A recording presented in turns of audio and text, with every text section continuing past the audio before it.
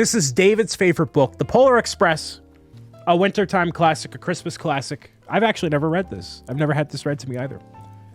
Especially for somebody. Okay. Buckle in, everybody. I never read it. By Chris Van Allsburg. Written and illustrated by. I'm okay. Okay. On Christmas Eve many years ago, I lay quietly in my bed. I did not rustle the sheets. I breathed slowly and silently. I was listening for a sound. A sound a friend had told me I'd never hear. The ringing bells of Santa's sleigh. There is no Santa, my friend had insisted, but I knew he was wrong. Late that night I did hear sounds, though not of ringing bells. From outside came the sounds of hissing steam and squeaking metal. I looked through my window and saw the train standing perfectly still in front of my house.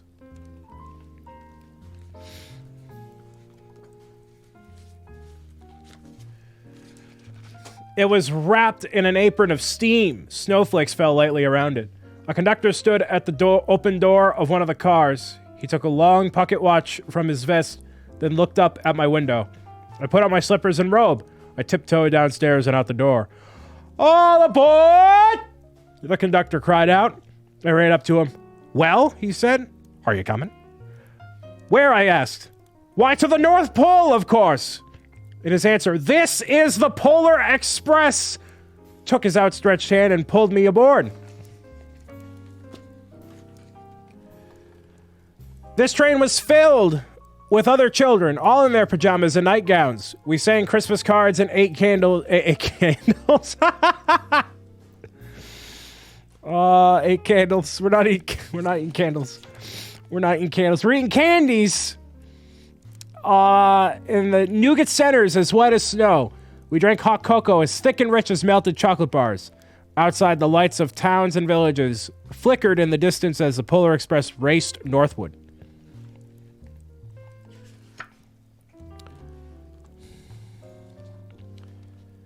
Soon there was no more lights to be seen. We traveled through cold, dark forests where I learned where lean wolves roamed and white-tailed rabbits hid from our train as it thundered through the quiet wilderness. This is a long book. We climbed mountains so high it seemed as if we would scrape the moon, but the Polar Express never slowed down. Faster and faster we ran along, rolling over peaks and through valleys like a car on a roller coaster. The mountains turned into hills, the hills to snow-covered plains. We crossed a barren desert of ice, the great polar ice cap. Lights appeared in the distance. They looked like the lights of a strange ocean. Liner sailing on a frozen sea. There, the conductor said, is the North Pole. There's not the annoying kid in here? Jeez. Oh, listen, okay, I had a pickle. I can't read. The North Pole. It was a huge city standing along the top of the world, filled with factories where every Christmas toy was made. At first, we saw no elves.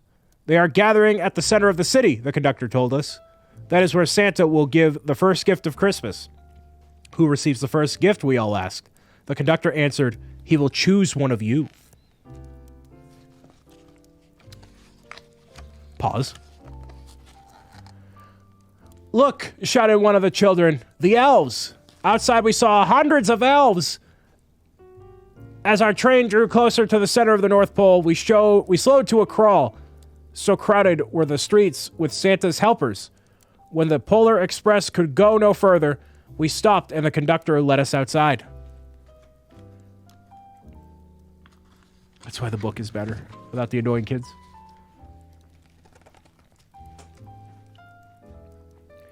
We passed through the crowd to the edge of a large open circle. In front of us stood Santa's sleigh. The reindeer were excited. They pranced and paced, ringing the silver sleigh bells that hung from their harnesses. It was a magical sound, like nothing I'd ever heard. Across the circle, the elves moved apart, and Santa Claus appeared. The elves cheered wildly.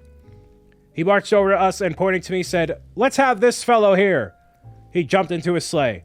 The conductor handed me up.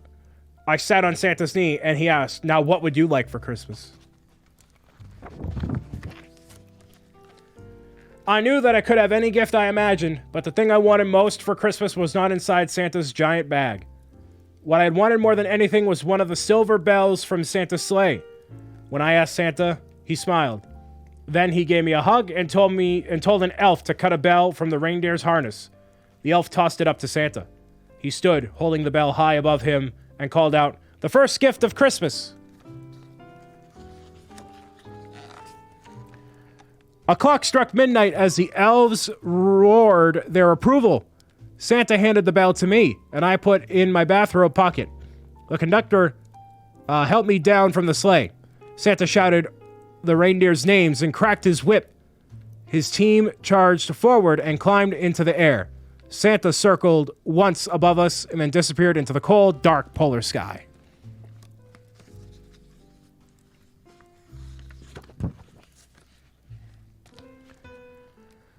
As soon as we were back inside the Polar Express, the other children asked to see the bell. I reached into my pocket, but the only thing I felt was a hole. I had lost the silver bell from Santa Claus's sleigh. "Let's hurry outside and look for it," one of the children said, but the train gave a sudden lurch and started moving. We were on our way home. It broke my heart to lose the bell. When the train reached my house, I sadly left the other children. I stood at my doorway and waved goodbye.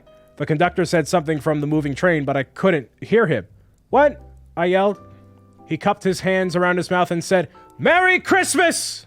he shouted. The Polar Express let out a loud blast from its whistle and sped away. On Christmas morning, my little sister Sarah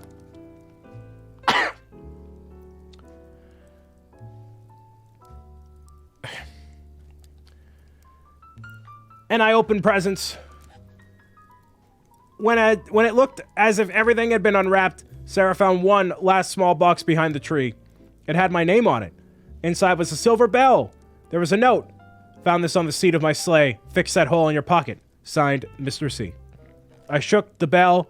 It made the most beautiful sound my sister and I had ever heard. But my mother said, "Oh, that's too bad." "Yes," my father said. "It's broken." When I had shaken the bell, my parents had not heard a sound.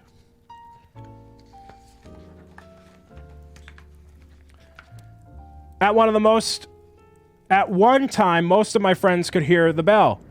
But as years passed, it fell silent for all of them. Even Sarah found one Christmas that she could no longer hear its sweet sound. Though I've grown old, the bell still rings for me as it does for all who truly believe. That is the Polar Express, as read by Bricks O'Brien. Yay! Oh, the pickle, man. Oh, man.